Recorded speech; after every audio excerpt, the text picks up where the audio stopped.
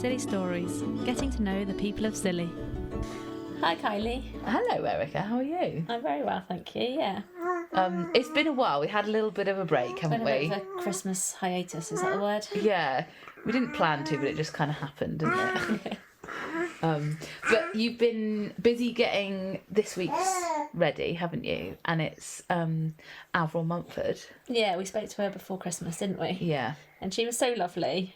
Oh, I've always really liked Avril, but I just came away from there thinking, God, she's just great, Yeah, isn't she? Brilliant.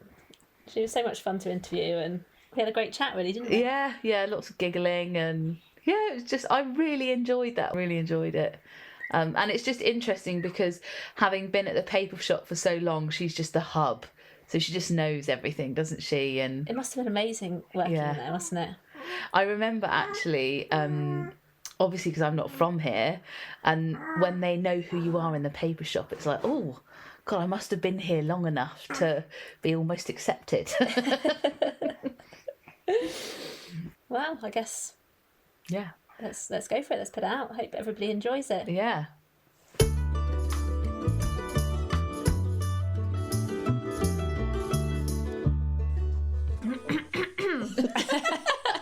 Come on, Erica. We start off by asking, what brought you to Scilly, Avril? Well, I came to Scilly in 1953 when my father came here as the local doctor. So I was 11 years old when I came here. Got two sisters and a brother, but my two sisters had left school. My brother was still at school. He was 15. So Did he move over with you? Yeah, he came. We were all away at school, though. We didn't go to school here. Oh, so you were at boarding school? We were all at boarding schools, yeah. So what was it like when you moved into this? Well, it was a very, very different life, I think, more for me than any of the others, because my two sisters were... my eldest sister was 21, of course, when I came here, so she was training as a nurse at the time. And my other sister was an ice skater, so she was away in shows doing her ice skating. Then there was my brother who was at my brother was at Pangbourne Naval College.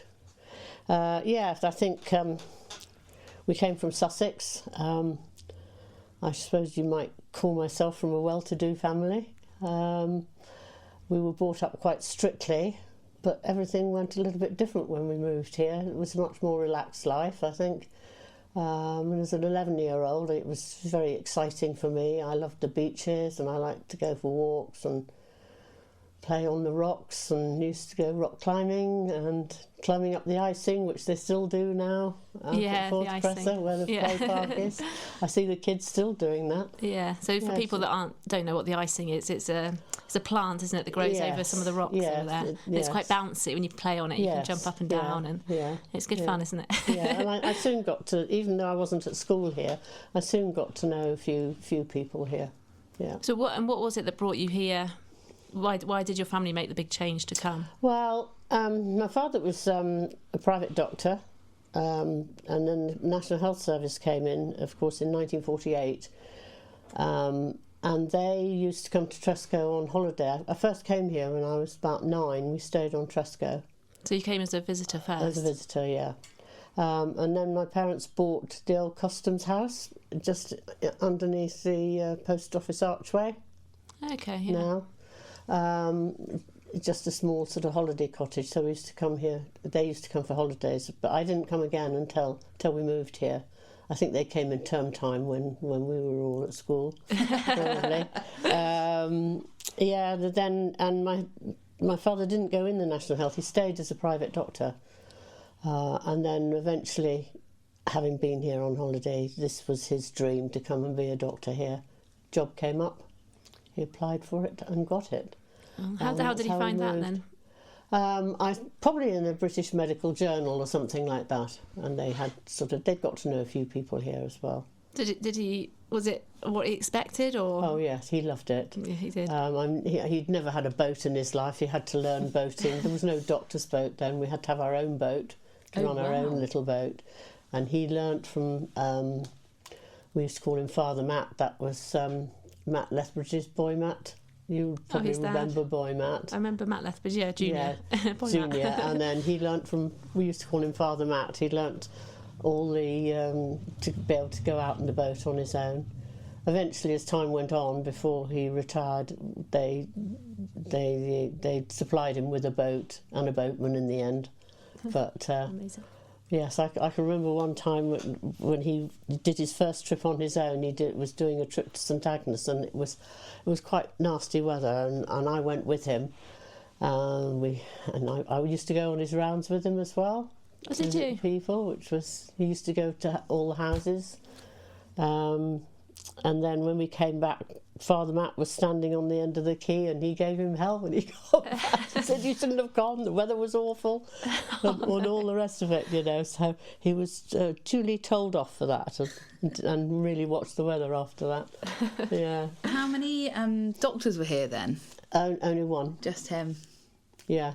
He had an assistant who was usually a qualified doctor, but somebody who wanted to go into general practice, and they'd come and do a year after they'd fully qualified. It's very different to now, we had isn't quite it? a few, yeah. 3 full-time doctors now. What? I don't know if you're qualified to answer this, but what was the health of Scilly like then? Well, life was very different then. I don't really know. I suppose we all seem to be pretty healthy, I think. But I mean, people used to stop him in the street to say, "Oh, I don't know," and he was quite firm. Oh, the surgeries then we bought where Bell Rock Hotel is now. That was the doctor's house, and we bought that house. It's got about 6 bedrooms in there before it was a guest house or anything, and the surgeries were underneath. So you know where Bell Rock is now, and if you go past the main entrance, there's a gate, and you used to go down there. Yeah, the surgeries were down there, so that's where the surgeries were every day. Father would do a surgery every day and every evening. So everything sort of went on from there. So he would direct people, if he got stopped in the street, he would direct them to the surgery times? Yes, he'd say, "You have to make an appointment." That is a difficult thing about Scilly, isn't it? Well, I think it is, and actually I think, yeah, it is difficult for doctors, I think. Doctors and police probably are the 2 main ones, because especially being a doctor as well, you've got to look after that person, so you need to keep a little way back from people, not to get too involved. I suppose it's like any job in the health service, isn't it? You can't it's like the nurses here as well, isn't it? They must have to, sometimes they have to look after their own family, don't they? Yeah. Yeah. But he did his own operations here as well. Did he? Tonsils, adenoids, varicose veins. Yep. Gosh, it's very different now, isn't it? And because he used to do the anaesthetic as well, because it was only, especially if the other doctor wasn't an anaesthetist.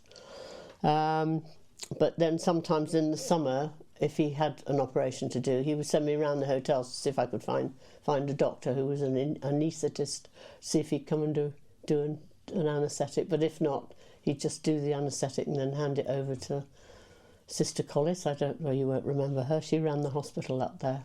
Yeah. I've heard the name, but yeah, I don't remember her. Yeah. Loved delivering babies. Lots of babies were delivered here then. Hardly anything ever went to the mainland. Really? Yeah.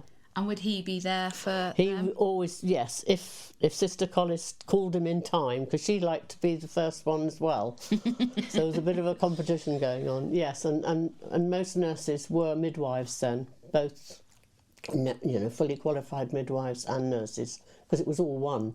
I think they used to do their nurses training, then they used to go on and do midwifery. But now I think you can do a separate midwifery, can't you, away from the nursing? Yeah, yeah. I think it's definitely more separate now, isn't it?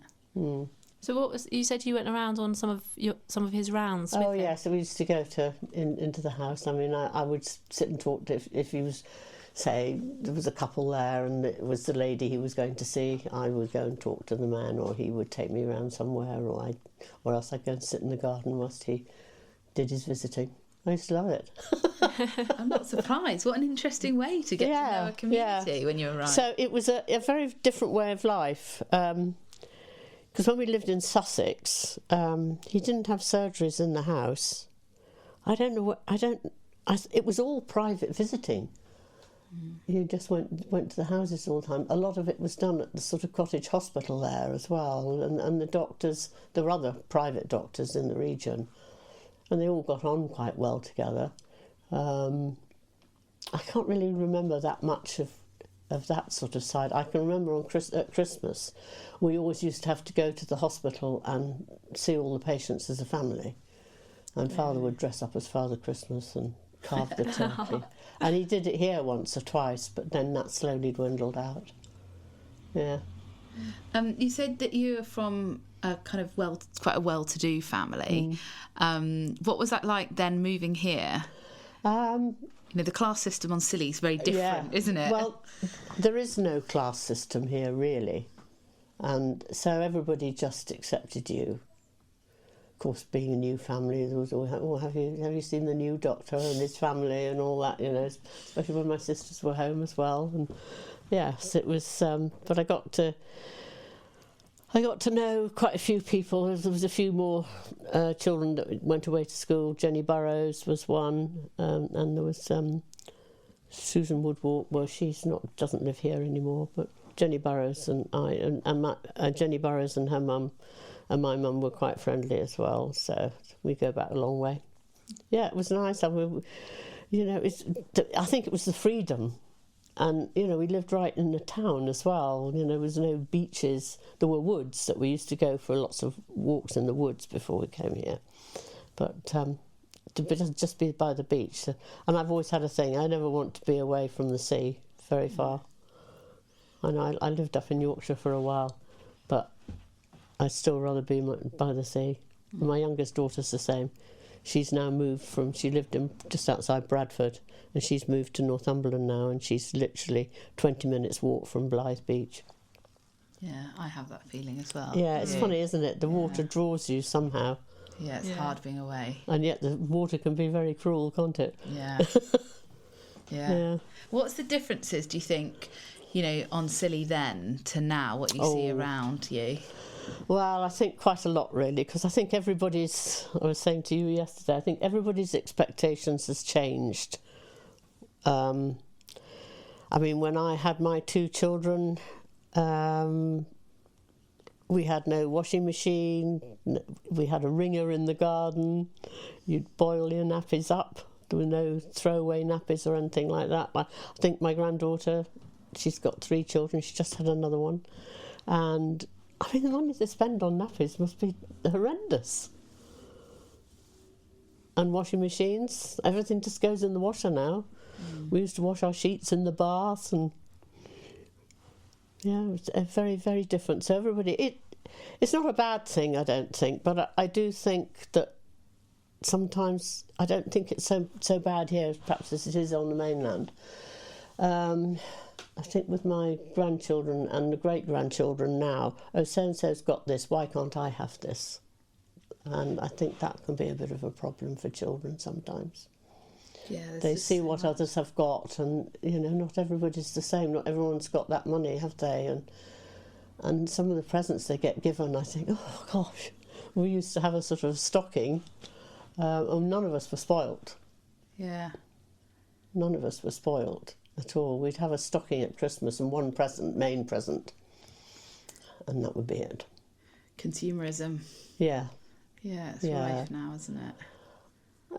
Standard of living, I think, is much higher now as well, and everybody expects to have that standard of living. I know there's some people on the islands that struggle, and I'm sure, but and I think on the mainland there's some people that really struggle. I don't know what the answer is. It's always been thus, hasn't it? You've always had the wealthy and the poor and the middle ground. Yeah. Did you visit the mainland very often? What did you do? Well, I went to school on the mainland, so I didn't come home for half terms, because our half terms were only sort of from Friday night till Sunday night. That was your half term. Oh gosh. You could have 2 exits, day exits, before half term and 2 after half term. So when I first came here, I was at school in Bexhill in Sussex. I was just moving schools, and then I went to Surrey, a school called the Manor House in Surrey, and I stayed there till I was 16, 17. Did you come back here to live then, or? No, I went to college in London. I hated it. Came home after 2 terms. Came back here. My first job was I worked at Holgate's Hotel. Oh, did you? On the front there. Yeah, my mother was quite friendly. My mother, because they had the big house, and of course my 2 sisters were away, and I think my mother got a bit bored, so she started doing bed and breakfast. Well, she started with sleepers first from Holgate's. They'd sleep when they were full. We'd have people, they would sleep in our house and go over to Holgate's for their food. Then she started doing bed and breakfast. Then she started it as a private hotel with my brother and myself, all working there. And then we were given the option, either we could be a partner or we could take a wage. And I slipped up. I took the wage and not the partnership. I thought, well, my brother won't stick at this for very long. He'll be off soon. And that's what it grew into. Belrock then, when he went in, and he did. They built it all out the back as well. He dug the swimming pool out on himself, and really? Yeah, built that practically on his own. My brother ran it for a long time, and my mother died in 1975, and he lost a bit of. Very close to my mother. I think boys are very close to their mothers, and he moved to the mainland and put manager in. Yeah. And then he sold it. I don't know when he sold it now. Sold it to the Daltons. Yeah. And then they sold it on... Did they sell it to the Joneses? I think they probably don't think there was anybody in between. No. Yes, that was an experience. Sort of, none of us had ever run a hotel before. We were all just learnt how to do it. Silver service and everything. We all learnt silver service. Oh, really? Yes. It was Yeah. Good top end hotel. We're the first 3-star hotel here, even before the Island Hotel on Tresco. I suppose that was the start of the tourist. Yeah, the tourist. It was high tourism then. Yes, it was creeping up slowly. Been right through it from not having too much, and then the tourism was really high, and now we sort of seem to be on a little bit of a down, don't we? Mm. I think we'll always keep our core people. Yeah. And you get lots of people coming here. I mean, there's people. In fact, their daughter's just with. Oh, do you mean Hickey? Yeah. Yes. He's marrying the daughter of somebody who they used to be guests in the hotel. Oh, really? Yeah. Harriet? Yeah, Oh. Harriet, yes. Oh, that's lovely. Yeah. So when you stayed and helped with the hotel for a bit, then I stayed. Kind of what happened? Yes, well, I married then.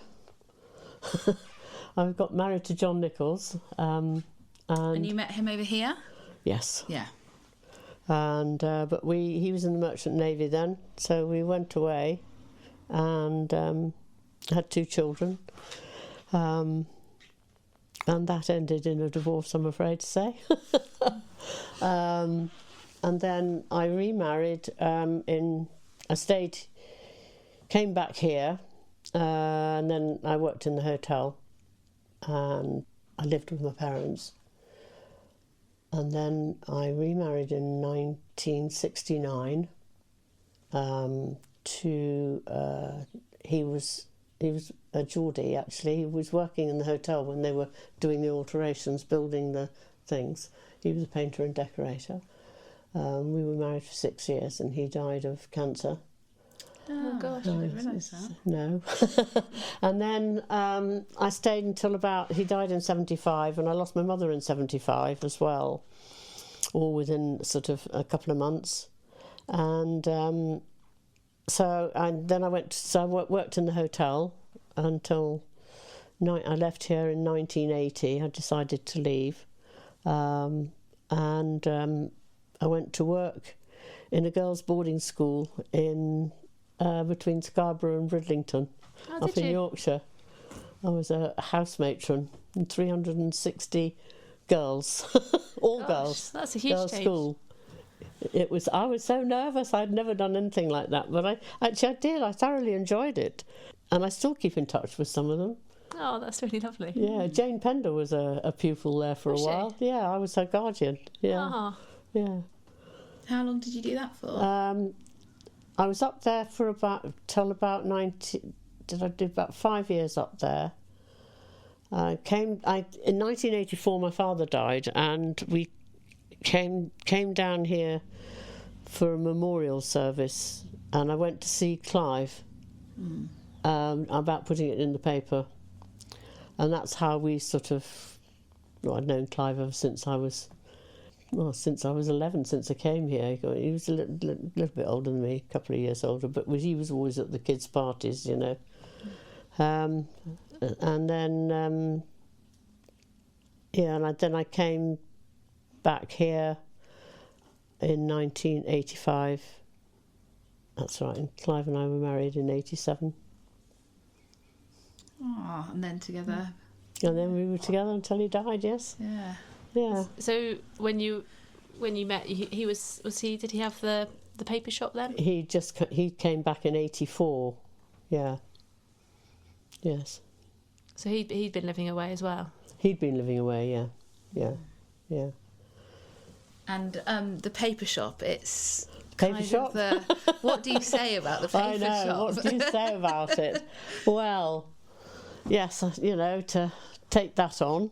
I remember the first time I went in there to work, and Nora was working there, and I think she was a bit apprehensive about me coming in, because there'd been quite, you know, there was the breakup of Clive's marriage that we went through as well. So, yeah, and so I thought, well, how am I going to handle this? And so I just walked to her and said, "Good morning, Nora." I mean, she'd known me since I was there, you know, and I said, "Well, you'll have to tell me what to do." Well, that was the best thing I could have said, because if anybody had gone in there and started to tell her what to do, you know, that would have been the end of it, wouldn't it? How long had she been there at that point? I don't know. She worked until she died. She nearly did 60 years. Did she? A long time. Oh, gosh. Yeah. She must have known and she everyone had about. Well, she did, and she had the most terrific memory, because she could remember visitors that come every year, and she remember what their paper was as well. It was quite amazing. Wow, that is amazing. Of She course, was quite formidable, though, wasn't she? Oh yes, you didn't want to cross her, did you? No. Yeah. But she loved the kids. She loved all the children. I still remember her being quite scary, though. I think. Yes, probably. Yeah. Yeah. But yeah, she was great. It was hard. Yes, it was hard work. But then, you know, Clive and I both could see that slowly newspapers were dwindling. I mean, when I look at how many newspapers come now compared with what it was at the height of tourism, you know, we used to have bundles and bundles of them. You know, I think they have about sort of 5 bundles now in the winter. Even in the winter, we'd be having about 12 or 13 or 14 bundles, and then in the summer it was horrendous. On a Saturday, Really? we used to have to get people coming in. We used to get when he had grandchildren, we used to get Abby used to come in when she was little and help put the papers together. It was hard work. They're both very stuck in their ways, Clive's father and Clive. Didn't like change, want to change anything. But, So what was a typical day then in the paper shop? What would happen? Well, we would be in there. Papers used to come in most of the time. They were in before we even opened. They'd come in about 8 o'clock in the morning. So after Clive's mother died, we came down here to live with his father, looked after his father. So I used to get the breakfast ready for them, and then I'd go in and do the papers. Clive would come in when he was ready. We'd just get the papers going. Nora would come in and do all her stuff and everything. And we all got on really well. We had we had all sorts of people working for us for short times. It's a real community hub, the paper shop, isn't it? Yeah. Yeah, you hear all the gossip in there. I was just about to say. I don't know what's going on now. Yes, I mean it was incredible. I mean Nora I don't know where she got it from. Some of the stuff that she used to come out with. Oh yes, I've heard this, I've heard that, and then it would all be gossip, and then of course it gets enlarged, doesn't it? Oh God, yes. But it was, yeah. I must say, I do miss it. I miss meeting the people, I think, more than anything. I don't miss the work of it. Not now. It was hard work. It was, and when Clive was ill, it was getting really hard work then to try and keep him going and giving him something to do, and he just loved that shop. I mean, he was heartbroken when we had to sell it, but we had to sit down and talk to the girls. I knew they didn't want it, and I asked them all before, and I knew it was going to be hard for him. But he came round in the end, and I think he could see that, yeah. All those years being in the paper shop, it must have been, I don't know, quite a good way to... You've got to know everybody. Yeah, and link into... You're a counsellor, aren't you? So you kind of get to really know what the people are saying. Yes, yeah, and I do still get people coming to me, but not as much as they would as if I was in the paper shop, I think. Yeah. How long have you been a counsellor? I've done 12 years. We're now in the first year, the next lot, aren't we? Yeah, it'll be 13 years in May. Gosh. Long time, yeah. I do. I like it, and I'm quite lucky. I can leave it in the chamber, and I can come home and I don't think about it.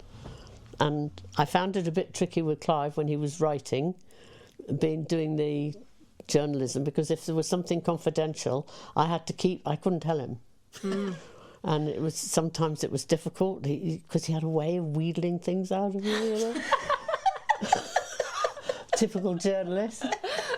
Oh, I'm good. I said, no, you can't print that. Oh dear. Have I ever let you down? I said, no, you haven't. And he was great actually, because he wrote so beautifully, and if I was going to speak in council, he was always there to. I mean, I sit here now, and if I'm going to say something, I say, "Come on, Clive, for goodness sake, put the words in my mouth, will it?"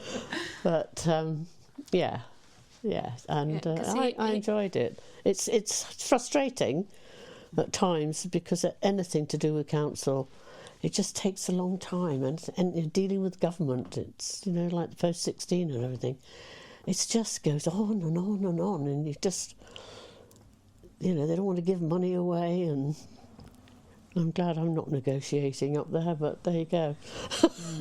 Have you enjoyed it overall, though? Yes, overall I have, yes. Yeah. I did think very carefully about standing, because I'm getting on now, and I thought, well, you know, can I do another 4 years? And I thought, well, my brain's all right, it's working okay.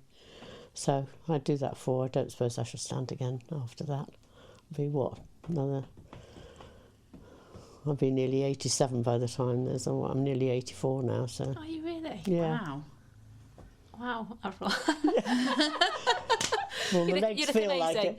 The legs feel like it, I can tell you at the moment. Yeah, no, I've loved it, and you know, and I you know, when Clive died, I'll have to say that the people I've met through council, you know, Jonathan being one, Dan Marcus, those two have been absolutely marvellous. They really have. I mean, Dan will come on up at weekends and just make sure I'm all right, and I really got quite close to both of them. Jonathan's like a son to me now. I treat him as if I tell him off and everything now. No, and I love his little girl as well, Maisie. She's beautiful. Yeah.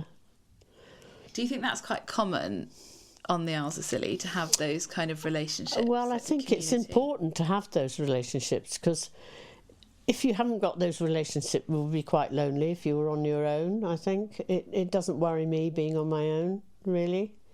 And that's because of the community. I think this community spirit. I know perfectly well that if I want to go and talk to anybody in the summer, I've only got to you only got to walk up Forth Crescent and sit down, and there's lots of people to talk to.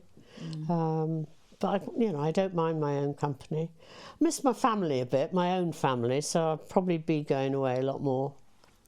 So where are your family based? Catherine, my eldest, she lives in St Austell, so she's not that far, and she's got 3 boys, and 1, 2, 3.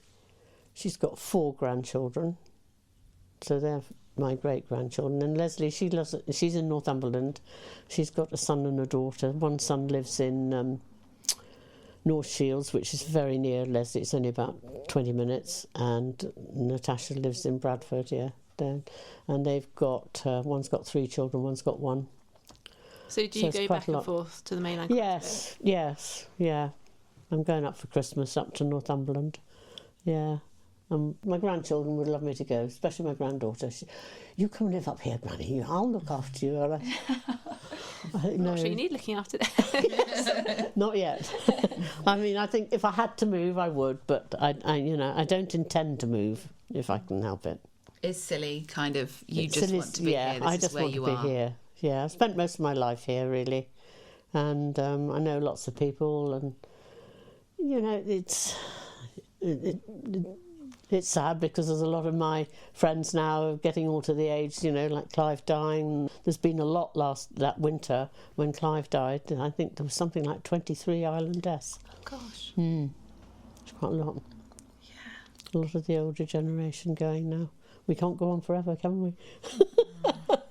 That older generation, they remember the really resilient times. Yes, and I mean, I remember, I kept saying to Clive, he said, well, there won't be many at my funeral. I said, yes, there will, Clive. You are a character. And I said, that's why, oh, no, I'm not. I'm just ordinary, and everything. But I hope he was looking down on it because, I mean, it was absolutely packed out at his funeral. And, there were characters, and there were now sort of our generation are becoming the characters. There was people, you won't remember there was a chap here called Richard Addison who was I think he'd be locked up now probably, but he was a real character. And when we first came to live here, he used to live in where Bell Rock is. It was called Fernley as a house. And one morning my mother came down and found him. We had a sort of monk's chair that was in the hallway, and found this man sitting in this chair. And he just said, well, I used to live here. He said, oh, you must be Mrs. Bell.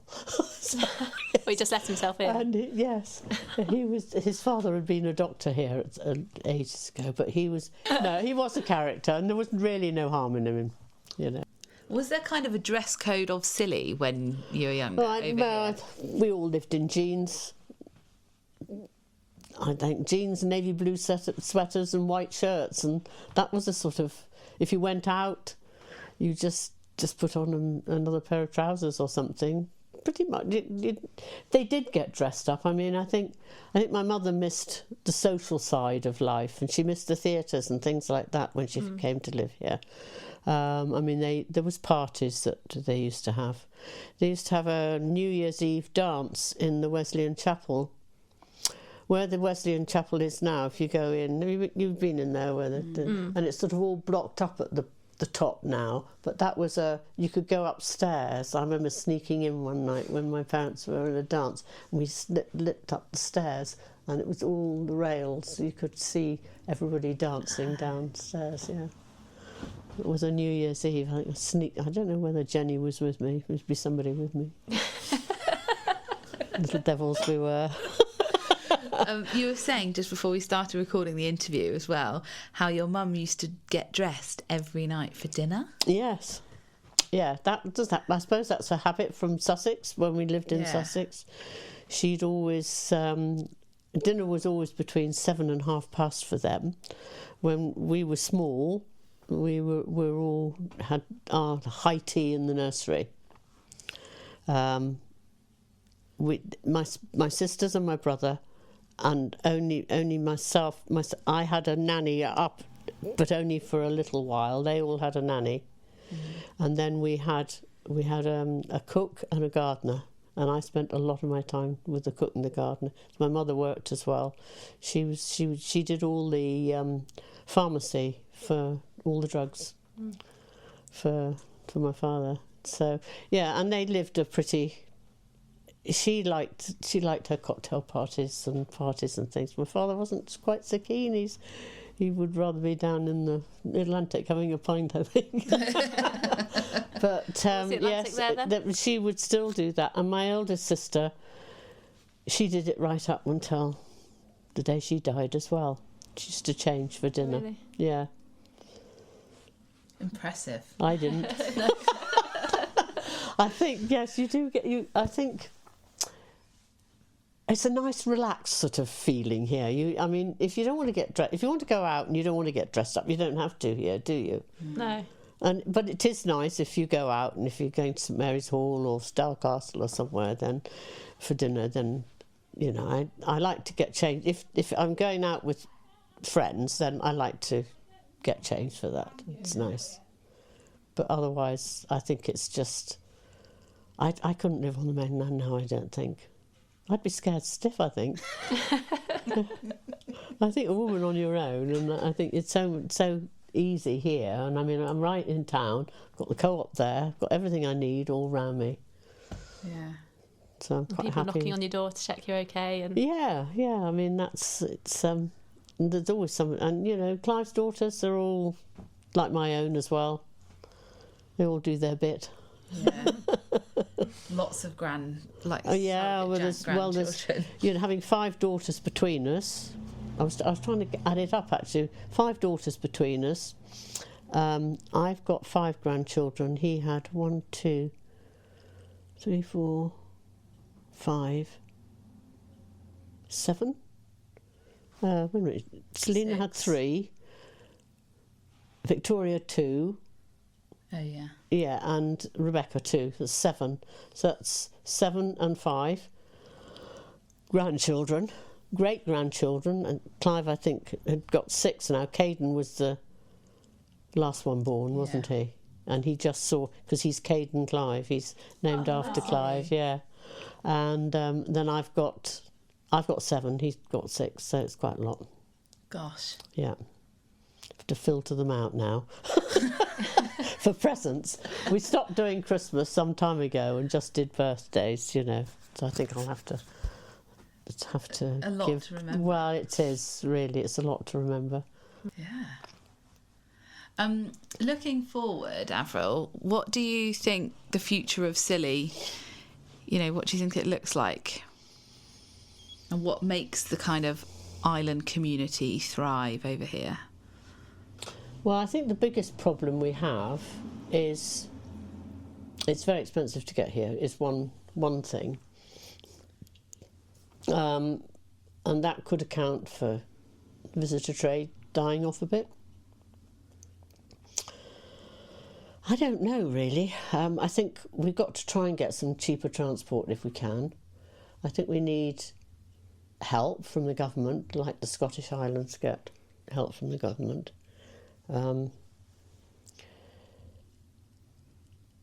I think it's hard for the youngsters. I think the housing is a problem as well. If we can get Live West moving with their 27 houses that they're going to put up there. Of course, it's the cost of getting anything here. The cost of building a house here is probably, I wouldn't say it's double, but half as much again, probably. Now, you must notice it when you've got to import stuff. You import as little as possible, don't you? Yeah, well, yeah, that's the aim. The that's your aim, inputs, isn't it? To try and be as self-sufficient as possible.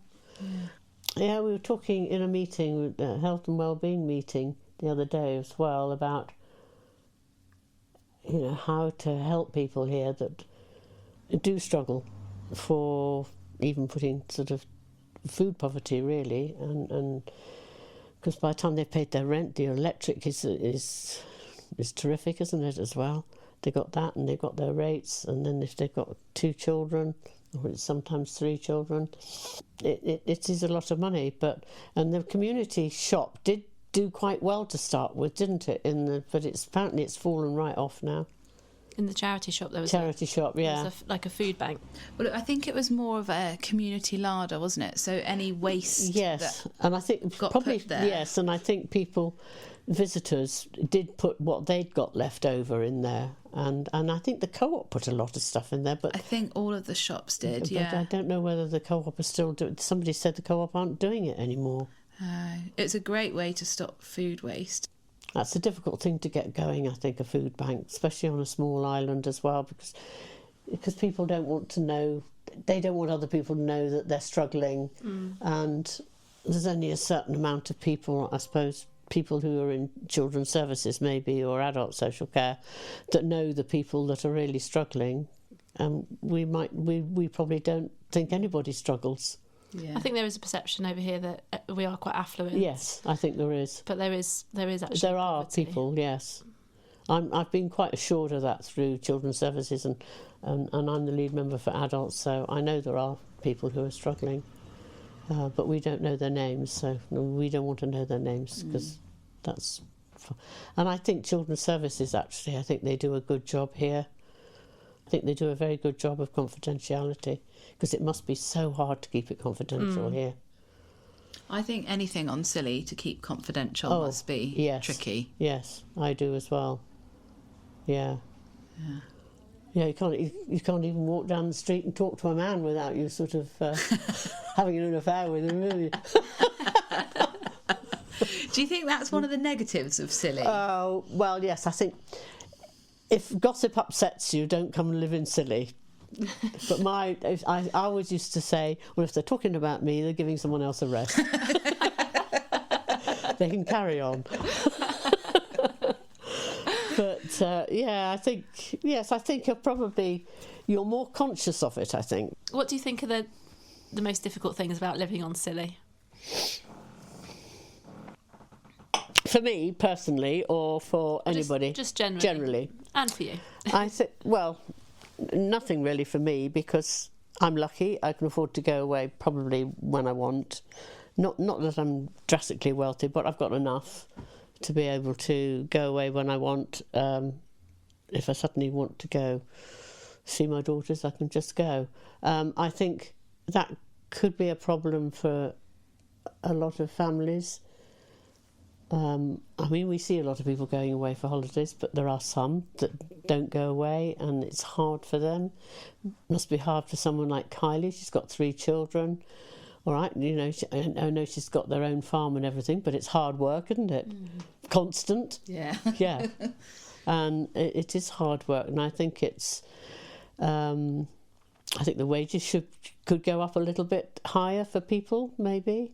I know we're talking about it in council a little bit, especially for, we struggle to get carers in Park House.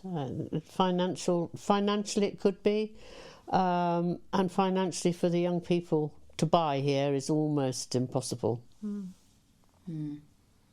And keeping the youngsters here, we do need to keep a few youngsters here to keep the islands going, don't we?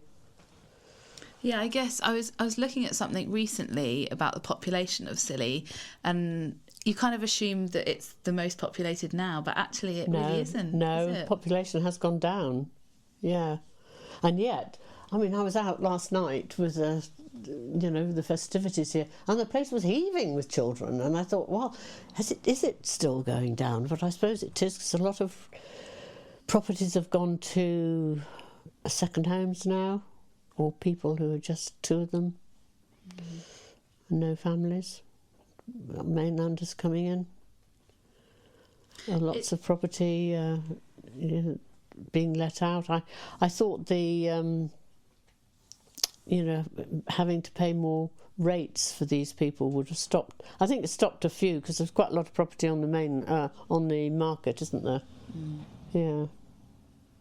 And you notice, don't you, that some people stay, don't they, and then some people move away? Yeah. I wonder what it is that keeps kids staying here. Yes, I don't know. I mean, the jobs are very few and far between, and I think there is a big push now for firms to offer apprenticeships. I think the steamship company actually take on apprentices. The council are starting to take on more apprentices, which is good, and get them trained up to.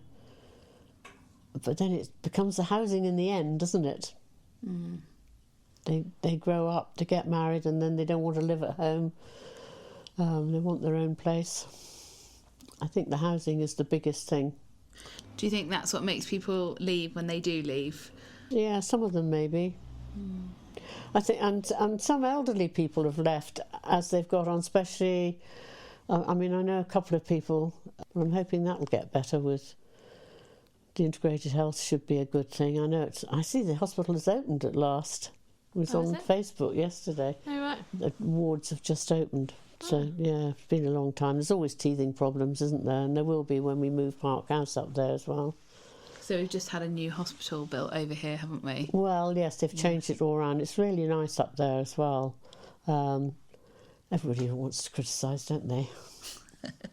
But it's so much better than what we had. I mean, the wards are lovely, and they've got them sort of the 2 wards, men and women, and then they've got this big nurses' station, so actually the nurses are all within sight of the wards, end of life sort of here, and 2 side wards here, so it's all compact.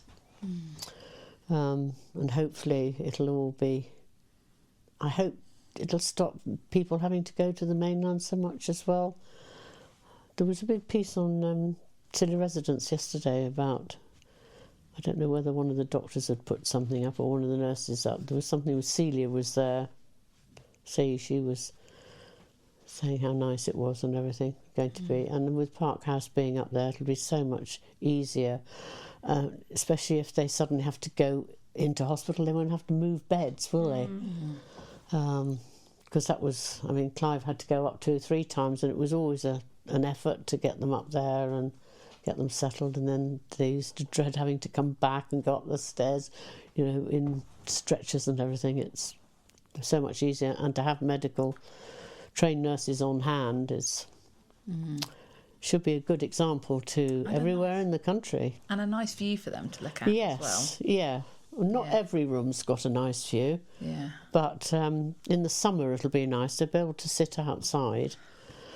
Yeah. As long as they'd only got to be wheeled outside, really. But a lot of them in Park House really now are bedridden. You know, some of them.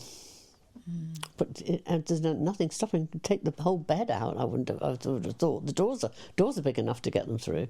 Yeah, sunshine. Yeah, just give them a bit of sunshine. Yeah, it makes you feel better, doesn't it? Yes. Yeah. Although, I mean, I can remember when Clive was in there, and the girls were all in there once when he first went in, and, well, wouldn't it be better if we put Dad's bed? They were all talking in front of him, and he was sitting there. So he said, I do not want my bed in front of the window. I do not want to look out of the window. I've come here to be looked after, he said. So that shut them up for a while. But, no, they are in the much bigger rooms as well, because the rooms were quite small in Park House. But I have to say, Clive's care was second to none.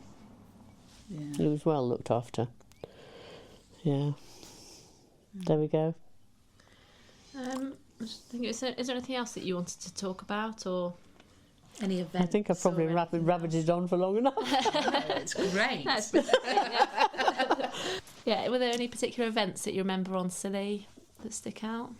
The CETA.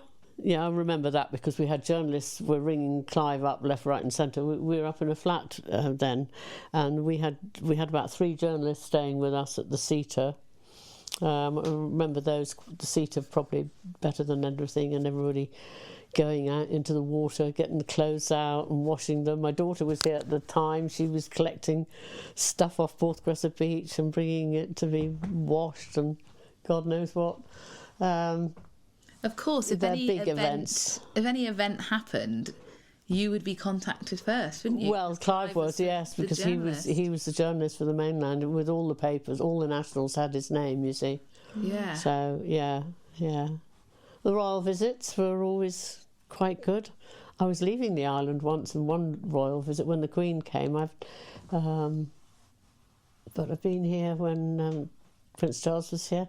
Oh, there is one funny episode I'll tell you about. When Clive was councillor, No, he wasn't. I don't know whether he was a councillor or not, but anyway, as a journalist, there was a minister here, and I can't remember the name of the minister, but I had to go away, and he said I put everything out for him to wear, because I said you can't go in a pair of jeans if you know, with ministers, you have to put a tie on and everything. Anyway, so. When I came back, I said, how did the minister go? Oh, he said it was all right. He said, but it was a bit embarrassing. I put a handkerchief in my top pocket, and when I pulled it out, it was a pair of your knickers.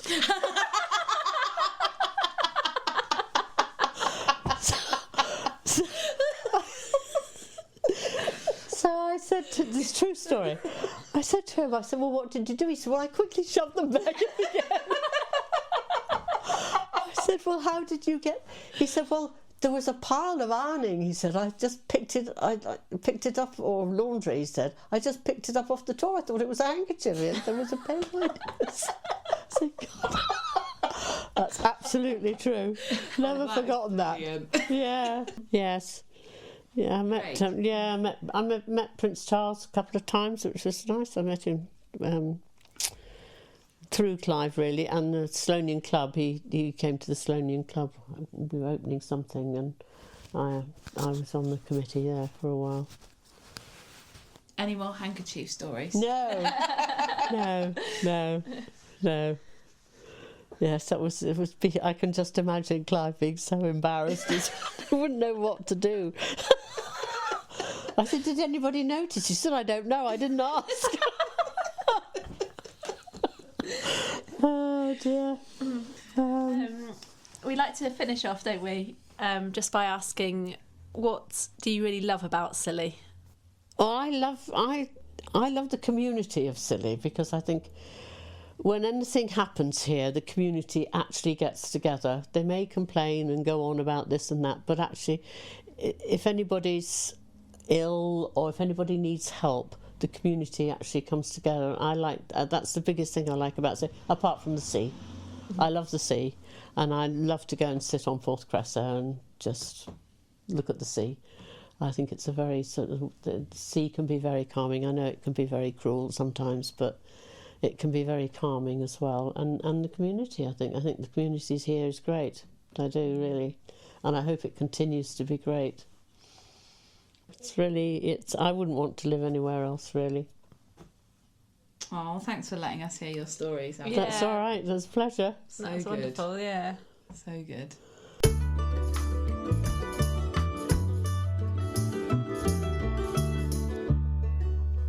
Well, we really enjoyed that, didn't we, Kylie? Yeah, and hope everyone else did too. As a heads up, we've already sorted out next week's, haven't we? Organised. Pretty much. Yeah, and so that's going to be Derek Perkins from St Martin's, which is great. 99 years old, and has lived through so much, so really interesting. It's quite funny, wasn't he, as well? Yeah, we enjoyed talking to him, didn't we? Yeah, so that's something to look forward to for next week.